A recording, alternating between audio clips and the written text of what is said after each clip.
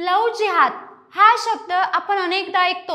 यामध्ये धर्मांतर येतं, मुलीशी बळजबरीनं लग्न करणार इत्यादी अनेक प्रकार येतात। पण यावर सरकारने आता मोठा निर्णय घेतला।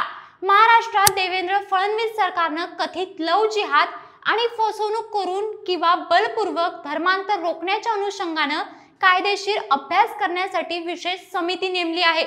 यामुळे आता महाराष्ट्रात लवकरच लव जिहाद विरोधात कायदा आणणार का? हा कायदा केवळ लव जिहाद विरोधी असेल की धर्मांतराविरोधी कायदा असेल, असे अनेक प्रश्न उपस्थित केले जात आहे। आता सरकारनं या मुद्द्यावर राज्याच्या पोलीस महासंचालकाच्या नेतृत्वाखाली 7 सदस्याची समिती नेमत कायदेशीर बाबींचा अभ्यास करण्याची जबाबदारी या समितीवर सोपवली आहे।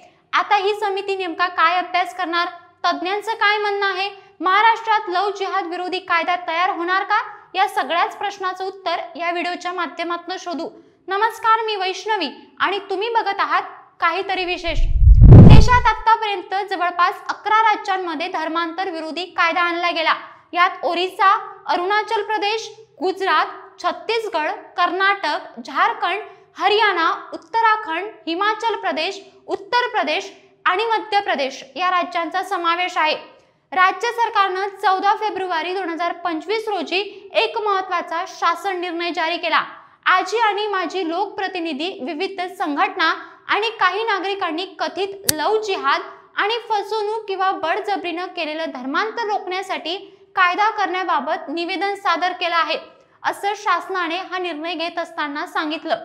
तसंच देशातील काही राज्यांकडूनही या संदर्भात कायदा तयार करण्यात आला किंवा तयार करण्यात यावा या संदर्भातलं निवेदन देण्यात आलंय। या पार्श्वभूमीवर महाराष्ट्रातील विद्यमान परिस्थितीचा अभ्यास करून लव जिहाद किंवा बलपूर्वक केलेले धर्मांतर याबाबत ज्या प्राप्त तक्रारी आहेत या संदर्भात उपाययोजना सुचवणे, इतर राज्यातील कायद्यांचा अभ्यास करणे, कायद्याचा मसुदा तयार करणे आणि कायदेशीर बाबींचा अभ्यास करण्यासाठी समिती गठीत करण्याचा सरकारचा विचार होता। यानुसार राज्याचे पोलीस महासंचालक यांच्या अध्यक्षतेखाली विशेष समिती गठीत करण्यात आली आहे। पोलीस महासंचालक यांच्या अध्यक्षतेखाली महिला बाल विकास विभागाचे सचिव, अल्पसंख्याक विभागाचे सचिव, विधी व न्याय विभागाचे सचिव, सामाजिक न्याय व विशेष सहाय्य विभागाचे सचिव, गृह विभागाचे सचिव या समितीचे सदस्य आहेत। ही समिती महाराष्ट्रातील परिस्थितीचा अभ्यास करून कायद्याच्या अनुषंगाने शिफारस करण्याचं काम करेल। राज्याचे माजी महाधिवक्ता श्रीहरी अन्ने यांनी माध्यमांशी बोलताना सांगितलं, हा कायदा सर्वसाधारण कायद्यासारखा होईल। असा कायदा आणल्यास हा खासगी प्रकारातला कायदा होईल, जसा ॲट्रॉसिटी कायदा किंवा बालविवाह विरोधी कायदा आहे। कायद्यामध्ये जी व्याख्या सांगितली जाईल त्यानुसार कारवाई केली जाऊ शकते। संविधानात लव जिहाद ही टर्म नसली तरी आता आर्टिफिशियल इंटेलिजन्स ही टर्म संविधानात कुठे आहे? याचा अर्थ यावर कायदा करता येत नाही। सरकारला आधी सांगावं लागेल की ज्या बाबतीत कायदा आणत आहे त्या गोष्टीचा अर्थ काय, कशाबाबत कायदा करत आहात हे सरकारला स्पष्ट करावं लागेल। मग तो गुन्हा काय होतो हे सुद्धा दाखवावं लागेल। मग यात अनेक प्रकारचे आव्हान सुद्धा येऊ शकतात। एखादी गोष्ट गुन्हा असायला हवी की नको, व्यक्ती स्वातंत्र्यावर याचा आघात होतो का, अशा प्रकारचे प्रश्न यातून निर्माण होऊ शकतात। या गोष्टीला कोर्टातही आव्हान दिलं जाऊ शकतं। सरकारला कायदा आणायचा असेल तर यासाठी वेगळी प्रक्रिया नाही, असंही ते सांगतात। ऑर्डिनन्स आणायचं असेल तर राज्यपाल जारी करू शकतात। सभागृहात विधेयक आणलं तर कायदा मांडता येईल, सत्र सुरू असताना विधेयक मांडता येईल, असं मत श्रीहरी अन्ने यांनी व्यक्त केलं।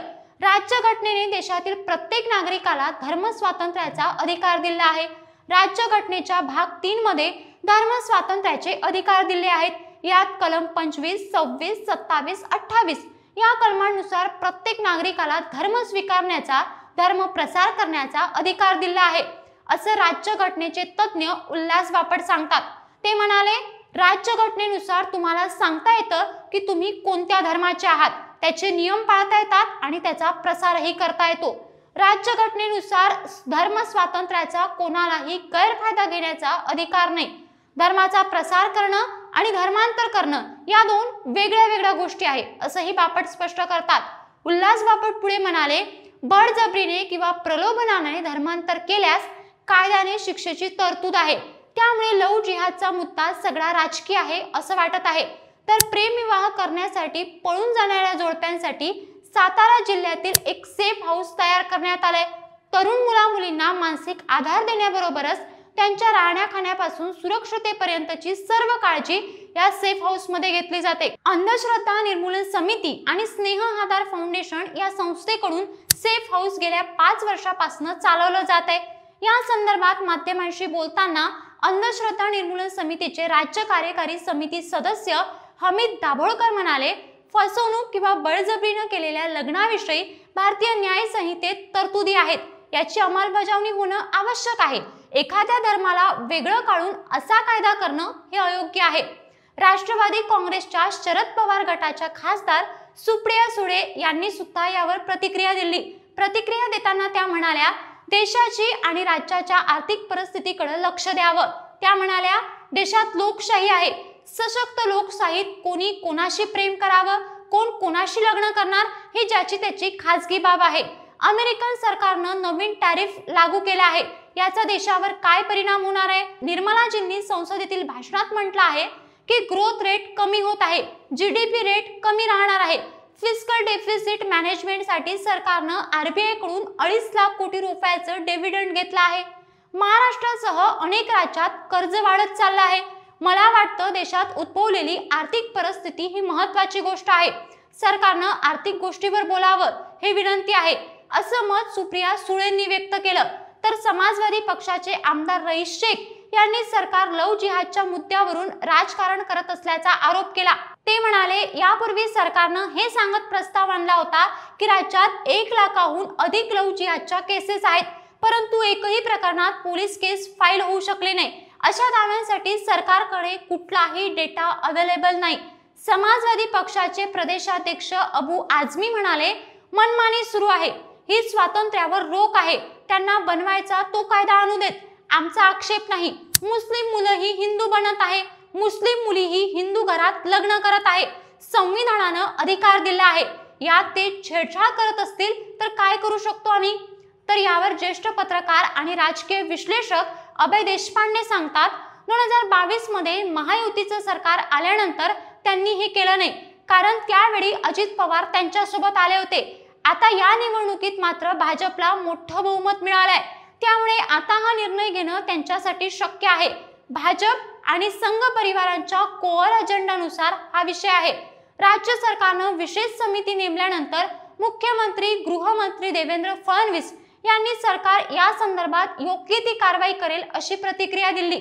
नागपूर येथे माध्यमांशी बोलताना ते म्हणाले, लव्ह जिहादची वास्तविकता सर्वोच्च न्यायालयाच्या निर्णयात आलेली आहे, तसंच केरळ उच्च न्यायालयाच्या निकालातही आलेली आहे। एका धर्मातील व्यक्तीनं दुसऱ्या धर्मातील व्यक्तीशी लग्न करणं गैर नाही, मात्र खोटं बोलून, खोटी ओळख करून फसवणूक करणं, लग्न करणं आणि मुलं जन्माला घालून सोडून देणं ही एक प्रवृत्ती आहे। फूस लावणं, फसवणूक करणं, जाणीवपूर्वक खोटारडेपणा करणं सुरू आहे, ते योग्य नाही। या संदर्भात जी काही योग्य कारवाई आहे ती योग्य कारवाई एकंदरीत सरकार करेल, असंच काहीतरी मत देवेंद्र फडणवीस यांनी मांडलं। आता यावर एक नागरिक म्हणून तुम्ही कुठल्या दृष्टीने बघता? लव्ह जिहाद हा प्रकार खरोखरच आहे का? सरकारचं यावर एखादी समिती बसवणं आणि अशा पद्धतीचा कायदा आणणं योग्य आहे का? याकडे एक नागरिक म्हणून तुम्ही कसा विचार करता? तुमचा विचार आम्हाला कमेंट बॉक्समध्ये नक्की कळवा आणि अशाच पद्धतीचे नवनवीन अपडेटेड व्हिडिओ पाहण्यासाठी काहीतरी विशेष या चॅनलला सबस्क्राईब करायला विसरू नका।